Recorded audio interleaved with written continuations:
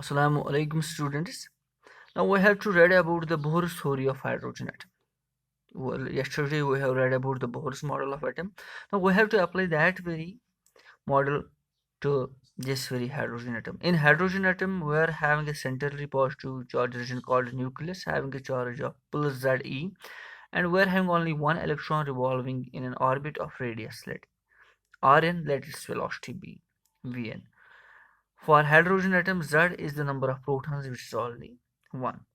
So this very nucleus, and between this very nucleus and electron there is a Columbus force, and that Columbus force is given as Columbus force between nucleus and electron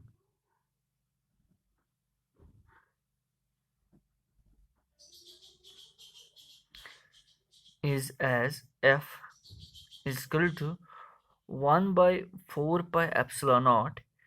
Instead of one charge we are having charge plus Ze, and another charge we are having charge E, and they are separated by a distance of R and उसका square लेना पड़ेगा.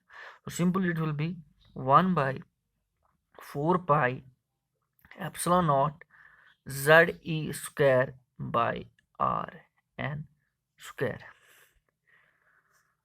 or you can put it as simply F equals to 1 by 4 pi epsilon naught E square by Rn square, because for hydrogen Z is equal to 1. Now this is equation first, this is Columbus force, and this force provides centripetal force. Centripetal force for electron, which is given as that very force is F is equal to m v square by R. But instead of v we are having Vn, because electron is revolving with a velocity of Vn and it is in an orbit of Rn. At equilibrium both the equations is going to equate, so we are having m Vn square by Rn equals to 1 by 4 pi epsilon naught E square by Rn square.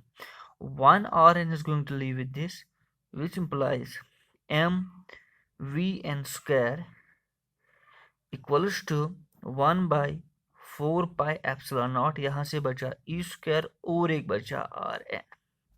Now put it equation third.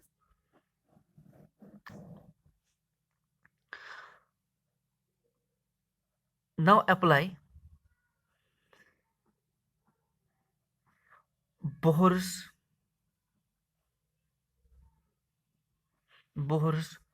postulate of quantization. Postulate of angular momentum quantization. Angular momentum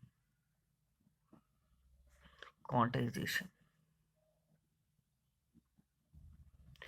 according to which we are having m Vn Rn is equal to nh by 2 pi. Yesterday we have read about this, that the integral, that angular momentum of an electron in an orbit is equal to nh by 2 pi, or we can calculate from here. We can have Vn simply equal to nh by 2 pi into 1 by m into R n. Now we can use this very value of Vn in equation. Now this very equation fourth we can use in equation third. So equation third becomes as m, instead of Vn we will use nh over 2 pi into 1 by m Rn whole square equals to 1 by 4 pi epsilon naught E square by Rn. Now this comes out to be as like this. It will be m into n square s square over 4 pi square m square r n square equals to 1 by 4 pi epsilon naught e square by r n square. Now it is only Rn. It is here only Rn. Now this one Rn is going to leave with this. This one m is going to leave with this. This 4 is going to leave with this, and 1 pi is going to leave with this. हमारे पास बचा क्या? We are having only हमारे पास रहा n square, h square, एक पाई बचा यहाँ पे पाई, एक m बचा और Rn बचा, और इस साइड में बचा e square by epsilon naught, which implies R N equal to R N को यहाँ पे ले जाओ और हमारे पास बचेगा N square, S square is epsilon naught को ऊपर ले जाओ, एप्सिलॉन नॉट पाई एम इसको नीचे ले E square. So this is the equation for radius of orbit. Rn equals to this. H Planck's constant is absolute permittivity, pi is constant, m is mass of electron, e charge of electron. That simply means Rn is directly proportional to n square. This is a constant because h square epsilon naught pi m e square is a constant. So thus radius of orbit is directly proportional to the square of principal quantum number. That means the non-radiating orbits are in a ratio of non-radiating orbits are in ratio of 1 square is to 2 square is to 3 square is to 4 square is to dash dash dash, means they are not equally spaced.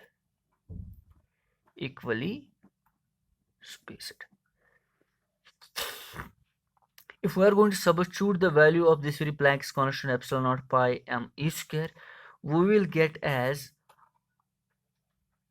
Rn equals to 0.53 angstrom into n square. 0.53 angstrom into n square. On substituting the value of h square epsilon naught pi m e square, we will get Rn is equal to this. For n is equal to 1, we are having R1 is equal to A naught equals to 0.53 angstrom into 1 square. It is simply A naught equals to 0.53 angstrom, and this is called as Bohr's radius. Bohr's radius. What is Bohr's radius? Bohr's radius is simply when electron is in innermost orbit